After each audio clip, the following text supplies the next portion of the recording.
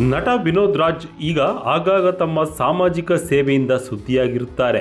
ಇದೀಗ ಅವರು ರಸ್ತೆ ಗುಂಡಿಗಳನ್ನು ಮುಚ್ಚಿಸುವ ಮೂಲಕ ಸಾರ್ವಜನಿಕರ ಮೆಚ್ಚುಗೆಗೆ ಪಾತ್ರರಾಗಿದ್ದಾರೆ. ನೆಲಮಂಗಲ ಮತ್ತು ದೊಡ್ಡಬಳ್ಳಾಪುರ ರಸ್ತೆಯಲ್ಲಿ ಸಾಕಷ್ಟು ಗುಂಡಿಗಳು ಇದ್ದು ಅದನ್ನು ಮುಚ್ಚುವ ಕೆಲಸವನ್ನು ನಟ ವಿನೋದ್ ರಾಜ್ ಮಾಡುತ್ತಿದ್ದಾರೆ. ಅದು ಕೂಡ ತಮ್ಮ ಸ್ವಂತ ಖರ್ಚಿನಲ್ಲಿ ಎಂಬುದು ವಿಶೇಷ. ವಿನೋದ್ ರಾಜ್ ರವರ ಈ ಕೆಲಸಕ್ಕೆ ಎಲ್ಲರಿಂದ ಸಾಕಷ್ಟು ಮೆಚ್ಚುಗೆ ವ್ಯಕ್ತವಾಗಿದೆ.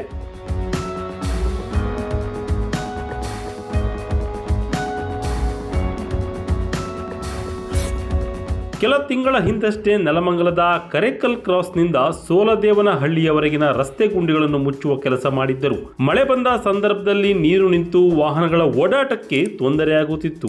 ಅದನ್ನು ತಪ್ಪಿಸುವ ಸಲುವಾಗಿ ವಿನೋದ್ ರಾಜ್ ಈ ಕೆಲಸ ಮಾಡಿದ್ದರು.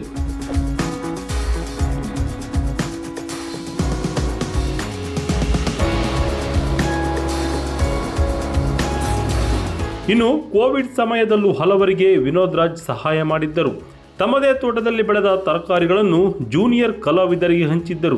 ಜೊತೆಗೆ ಕೋವಿಡ್-19 ವೈರಾಣು ಹರಡದಂತೆ ವಿನೋದ್ ರಾಜ್ ಅವರೇ ತಾವೇ ತಮ್ಮ ಊರು ಸೋಲದೇವನಹಳ್ಳಿಯಲ್ಲಿ ರಾಸಾಯನಿಕ ಸಿಂಪಡಣೆ ಮಾಡಿದ್ದರು.